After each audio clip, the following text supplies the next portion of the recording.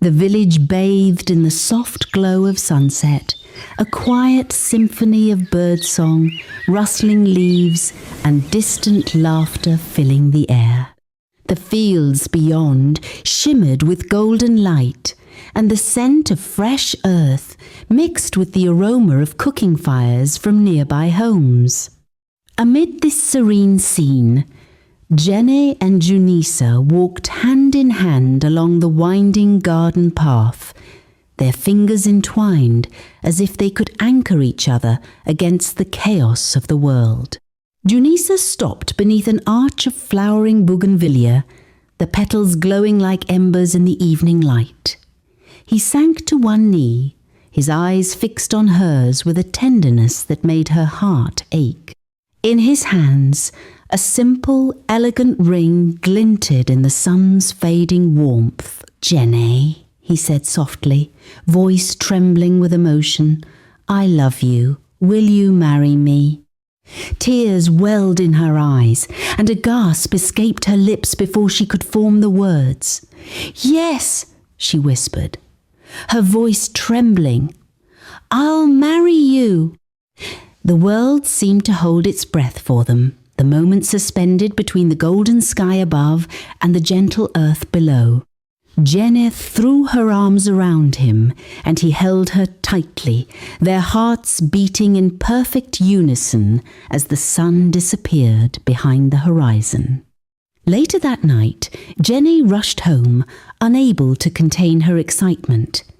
Her mother looked up from her knitting, her eyes soft but sharp, sensing the world's invisible complexities. "Mum, he asked, and I said yes," Jenneh exclaimed, her words spilling out in a rush of joy. Her mother smiled, but her expression carried a hint of caution. "Be careful whom you trust, Jenneh.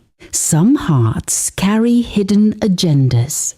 Jenneh laughed, brushing aside the warning, as if love itself were a shield strong enough to ward off all harm. A few days later, Jenneh sat with her closest friends, Massa and Katie, showing off the engagement ring with a radiant smile. "I want you both by my side through everything," she said, eyes sparkling. Massa's smile was polite, but her gaze lingered on the ring longer than necessary, a strange glimmer hidden behind her eyes.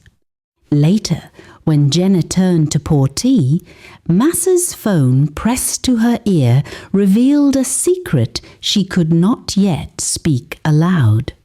"Don't worry, Mother. I'll make sure this marriage never happens," she whispered, her voice cold and deliberate. Jenneh had no idea that outside Junisa's office, Massa lingered, studying his movements with a quiet intensity, every glance calculated, every thought weighed. A seed of betrayal had been planted, subtle yet potent, and it would grow faster than anyone could suspect. In the days that followed, the rhythm of wedding preparations filled the village. Jenneh spent hours at the bridal shop, twirling in gowns that shimmered with delicate lace and flowing fabric. Massa hovered near her, fussing over every seam, smoothing every crease with exaggerated care. "You're my chief bridesmaid, Massa." "I trust you," Jenneh said, her voice soft, her heart full of warmth. Massa smiled, the gesture polite and measured, but beneath it lay a storm of envy and desire. She adjusted the gown with meticulous hands, her eyes flicking to Jenneh's reflection, as if marking her presence in the very fabric of the dress. Katie watched with unease, sensing tension that Jenneh could not yet feel, but she remained silent, hoping her friend would not see the danger that loomed so close. Meanwhile, Junisa spent late evenings at his office, immersed in work, unaware that the world around him had begun to shift. Massa appeared one evening, casually leaning against the doorway, her presence deliberate.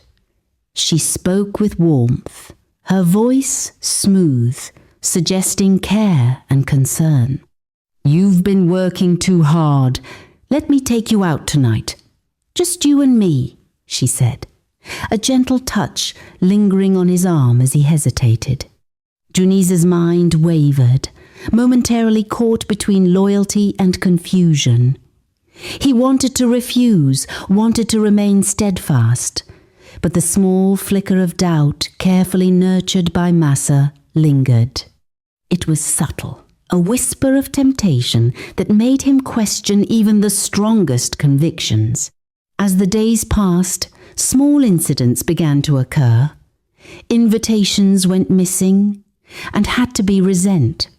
A floral delivery was overturned, and Massa blamed the delivery man. A minor misunderstanding in dance lessons left the couple slightly tense, as if an invisible hand had guided them into discomfort. Each misstep was small, almost innocent, yet together they formed a growing web of doubt. Jenneh tried to brush it aside, focusing on the joy of her coming marriage, but even she could not ignore the flutter of unease in her chest. One evening, walking through the garden alone, she found a folded note slipped into her bouquet. It was simple, yet chilling. "Some people are not what they seem. Watch your heart." Her fingers trembled as she read it, the words planting a seed of doubt. She looked around, seeing nothing amiss, yet the world suddenly felt colder, heavier, more uncertain. That night, Jenneh lay awake in her bed, unable to chase away the images of Massa's sly smiles, the lingering touches, the subtle manipulations. Could she trust her closest friend? Could Junissa remain steady in a world where shadows of betrayal crept quietly into the heart? She did not know, but the storm was coming, and it would change everything. The afternoon sun filtered through the tall windows of the reception hall, casting a warm glow on polished wood floors, sparkling chandeliers, and rows of elegantly set tables. Guests chatted in low hums, glasses clinking with champagne, laughter spilling like sunlight into every corner of the room. The air smelled of fresh flowers and sweet desserts, a blend of roses, lilies, and vanilla that made the celebration feel almost magical. Jenneh moved through the crowd, her smile radiant but slightly tight. She greeted aunts and uncles, cousins and family friends, shaking hands and accepting compliments on how beautiful the ceremony had been. She could feel her heart swelling with joy and pride. This was the moment she had dreamt of for years, the culmination of love, devotion, and hope. The music played softly, a string quartet weaving a delicate tune into the background as children ran past in tiny formal outfits, laughing at the fun of a day meant for happiness. Yet beneath all the laughter, the celebration, and the clinking of champagne glasses, a tension lingered, almost imperceptible, like a shadow stretching quietly over the room. Guests noticed only fleetingly the way Massa lingered near Junissa, her hand brushing lightly against his arm, or how Junisa's eyes occasionally darted to her with a softness that seemed incongruous with his bride's presence. For now, it was subtle, almost invisible, and the crowd carried on, wrapped in the illusion of joy. As the hour crept toward late afternoon, the bridal party prepared to change into reception attire. Jenneh retreated to her suite, trying to calm her fluttering nerves. She was radiant in her gown, but the thought of changing into something more formal for the evening reception made her anxious. Katie hovered nearby, fidgeting with a hairpin, her brows drawn tightly in concern. "Jenneh, have you seen Junissa?" Katie asked quietly. Her voice was low, tinged with unease. And Massa? Jenneh paused, brushing her hair for the 100th time, trying to summon calm. They said they'd be here soon, she replied, forcing cheer into her tone, though the flutter of doubt had begun to take root in her chest. Minutes passed. Katie grew more restless. The room felt suddenly smaller, the air heavy with a tension neither girl could explain. Jenneh's stomach twisted with a vague unease. Something was off. When they left the room to check the halls, Jenneh's heart began to pound. Staff scurried in every direction, checking doors, knocking lightly, calling names, but the corridor outside seemed unusually quiet. The laughter from the hall had dimmed in the distance, replaced by the faint hum of murmurs, as if the universe itself had paused to let the storm break. And then she saw them. In the far corner of a hallway, partly hidden behind an ornamental screen, Jenneh and Massa stood close, closer than any friendship should allow. Jenneh's hand rested lightly on Massa's waist, her face tilted toward his, and then the unthinkable happened. Their lips met. Time slowed for Jenneh. The hall around her melted into a blur of colour and sound. Her bouquet slipped from her hands, scattering roses across the polished floor.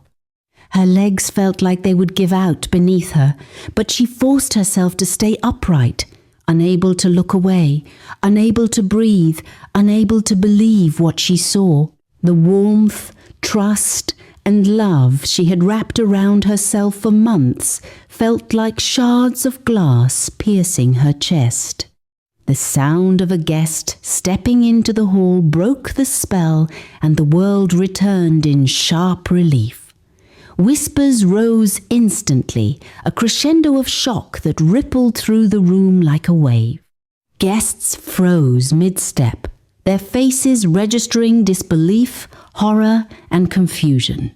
Conversations stopped, laughter died in throats, and the music faltered, the delicate strains of the string quartet twisting into an awkward discord. Jenneh could feel every eye turn toward her, though she did not move. Her mind screamed, demanding explanation, demanding reason, demanding some miracle that could undo what she had just witnessed. "How could you?" The words fell from her lips in a trembling whisper, growing louder until they became a sob that shook her shoulders. Her voice carried through the corridor, raw and jagged, a sound of betrayal so pure it silenced everything else. Massa pulled back, startled, her carefully cultivated calm shattering under the weight of exposure. Jenneh stumbled back, his face pale, eyes wide with a mixture of guilt, shame, and disbelief.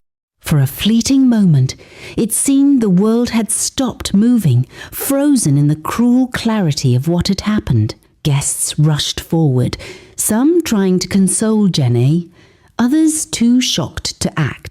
Plates rattled, chairs scraped across the polished floor, the air thick with murmured exclamations and the faint smell of roses crushed underfoot. Children cried, startled by the sudden tension, and servers scuttled nervously, unsure how to restore order. The elegance of the day, the chandeliers, the carefully arranged flowers, the soft golden light felt as though it had been ripped away, leaving only the raw, jagged truth behind. Jenneh's world had narrowed to a single point. The man she loved and the friend she trusted most had betrayed her in the most intimate, public, undeniable way. Her chest felt tight, her vision blurred, and tears streamed freely down her cheeks. Each sob was a sharp reminder that love could be fragile, trust could be shattered in an instant, and betrayal did not announce itself. It arrived quietly, then exploded. Junisa opened his mouth to speak, but words failed him. Massa, usually composed, now looked cornered and exposed. The mask of friendliness stripped away, revealing the envy and desire she had hidden for so long. The sight of her, once a friend, now an adversary, intensified Jenneh's anguish.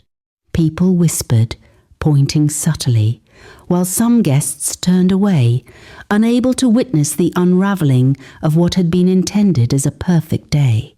The music crashed into the chaos, the soft strings replaced by the frantic shuffle of feet, gasps, and murmurs of disbelief. The reception hall that had been alive with celebration now throbbed with heartbreak, tension, and confusion. Jenneh stumbled toward the exit, her mind a whirl of pain, disbelief, and fury. Katie followed quickly, trying to catch up, her hand gripping Jenneh's arm to steady her. The crowd parted instinctively, giving them space, their faces a mixture of sympathy and silent judgment. Outside, the garden was calm, bathed in late afternoon light, the golden sun spilling warmth across the paths and flowers. But for Jenneh, it felt like a barren wasteland. She sank onto a stone bench, her body trembling, her soul aching. The roses she had carried slipped from her lap, petals scattering across the cobblestones, fragile as her heart. She could still see the images in her mind. Junisa's hand on Massa, their lips meeting, the laughter of guests fading into nothing. Every moment of happiness she had carried for months now seemed tainted, every smile a memory touched by deceit. Katie crouched beside her, wrapping an arm around her shoulders, whispering what little comfort she could. "Jenneh, I'm so sorry. She's not worth this. You're stronger than this, you know it." Jenneh shook her head, tears blurring her vision. "I don't even know who I can trust anymore," she whispered. The weight of betrayal pressed down on her like a storm, relentless and unyielding.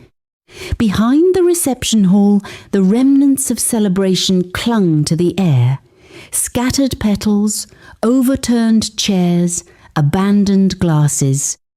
Inside, Massa and Junisa faced stunned guests, their private act now a public spectacle. The consequences of their betrayal had erupted like wildfire, leaving nothing untouched.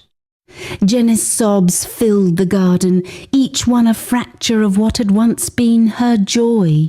In that moment, she realized something terrifying and undeniable. Life had changed, trust had shattered, and nothing could restore the world she had known.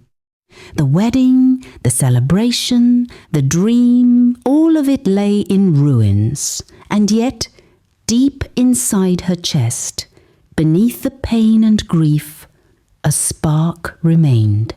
A spark that would not let her be crushed entirely, a spark that whispered of strength, of survival, of choices yet to be made. Even in betrayal's wake, that spark refused to die. The days after the catastrophic wedding unfolded in a haze of grief, disbelief, and quiet fury. Jenneh barely recognized the world around her. The flowers in her room drooped, their fragrance bitter with memory. The soft sunlight that once brought warmth now seemed to mock her heart. Every street she walked, every familiar path in the village, reminded her of a love she had believed in and a betrayal she had never imagined. Junisa, desperate and remorseful, tried to reach her. His phone calls went unanswered. Each text message, every email, every voice message he left carried the same desperate plea, a promise that it had been a moment of weakness an act he regretted deeply. He begged her to listen, to understand, to give him a chance to explain. He claimed it was the devil's work, a fleeting temptation he could not resist, a shadow he would have never let touch their love if he had been stronger. But Jenneh could not hear his words. Not yet. The raw wound in her heart had to bleed first before it could even contemplate healing. She did not answer him. She did not return calls or read the emails. Each unanswered message, each ignored plea, was a small act of reclaiming herself. Her silence was a boundary, a wall that protected her from further harm. Meanwhile, Massa, the friend she had trusted most, vanished from the village almost immediately. Rumours circulated. Some whispered she had fled in shame, unable to face the people whose trust she had betrayed. Others said she left without a trace, leaving only cold messages and half-hearted apologies. Jenneh eventually learned that Massa had returned once, leaving behind a simple note of apology, expressing sorrow for the chaos and heartbreak she had caused. But Jenneh did not respond. The words could not undo the years of deception, the nights spent crying alone, or the public humiliation of a wedding that had been meant to be perfect. Forgiveness did not mean reconciliation, and Jenneh knew she had to sever the ties completely. Massa was forgiven in her heart, but never welcomed back into her life. For weeks, Jenneh sat with her parents, allowing herself to cry, to rage, and to reflect. Her mother's words became a balm for her pain. Pain is temporary, child. Life will give you love again. Her father echoed the sentiment, steady and kind. The world sometimes puts the wrong people in our path to show us who we truly deserve. Remember, Jenneh, the heart that heals is the heart that can love rightly. Slowly, she began reclaiming herself. She walked through the garden that had once been her sanctuary, tending to flowers she had neglected for weeks. She laughed again, softly at first, with Katie, finding comfort in the small joys of daily life. She read books, spent time by the river, and allowed herself moments of stillness where she simply breathed, letting grief ebb naturally rather than resist it. It was in these quiet moments of self-discovery that Jenneh realized she was no longer defined by the betrayals she had endured. She was her own person, strong, discerning, and capable of loving without losing herself. She forgave not for the sake of those who had wronged her, but for herself. She forgave Junisa and Massa in her heart, but she would never invite them back into her life. Peace came not through reconciliation, but through boundaries and the reclamation of her own soul. Months later, one warm afternoon, Jenneh walked along the steps of the local church. Sunlight poured through the stained glass, scattering colours across the polished floors. It was a quiet, serene day, the kind that seemed to breathe calm into the heart. And it was here she met James. James was unlike anyone she had ever known. His presence was steady and sincere, his eyes reflecting a warmth and patience that felt like a safe harbour. He had no pretense, no hidden motives. He simply saw her, the real her, and his respect for her heart and her journey was evident in every gesture. On a beautiful afternoon, in the soft golden light that seemed to bless the moment, James knelt before her with a simple ring in his hands. His voice was gentle, unwavering. "Jenneh," he said, eyes locked on hers, "will you let me love you the way you deserve?" Jenneh felt tears rise not of sorrow, not of betrayal, but of hope, of joy, of the quiet release of pain that had weighed so heavily on her heart. "Yes, James," she whispered, her voice trembling with happiness. "Yes." Their wedding was intimate, a far cry from the chaos of the day she had once thought would be perfect. The ceremony was filled with soft laughter, gentle sunlight, and the quiet smiles of friends and family who celebrated with joy and sincerity. There were no grandiose displays, only love in its purest form. Years unfolded gently after that day. Jenneh and James built a life together, small but full of warmth. Their home echoed with laughter and the soft murmur of contentment.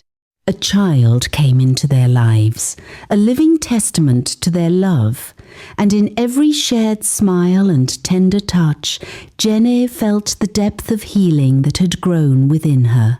And she remembered. She remembered the betrayal, the heartbreak, the chaos of a wedding ruined by envy and deceit. But those memories no longer carried the power to wound her. They had shaped her, yes, but they had also shown her the strength of her own heart. Massa never returned to the village. Rumour had it she had left in shame, wandering far from the life she had disrupted, never seeking to repair the trust she had destroyed. Junisa's desperate attempts faded into silence. The echoes of his regret lost to the walls Jenneh had built to protect herself. She forgave them in her heart, but her forgiveness was not an invitation. It was a release of pain, a reclamation of her own peace. Jenneh learned that true strength was not in vengeance or in holding grudges, but in resilience, in the quiet, unwavering choice to live fully, to love wisely, and to honour herself above all else. In golden sunlight, years later, Jenneh sat with her child, James, at her side, their home filled with laughter, warmth, and life. The garden bloomed again, more vibrant than ever, and she whispered softly to herself, "Betrayal may hurt deeply, but resilience restores life and love. True love waits for the heart that has healed." And in that moment, Jenneh understood fully that the world had a way of balancing itself. Those who betrayed would fall away, but those who endured, who healed, and who chose hope would always be chosen for a life of real love and lasting peace. Her heart was no longer fragile. It was whole, resilient, and ready to embrace the life she was always meant to live. Trust wisely, but don't fear love. While betrayal can wound deeply, it is not a reason to close your heart forever.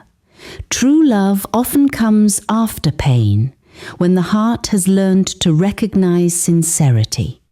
Resilience is strength.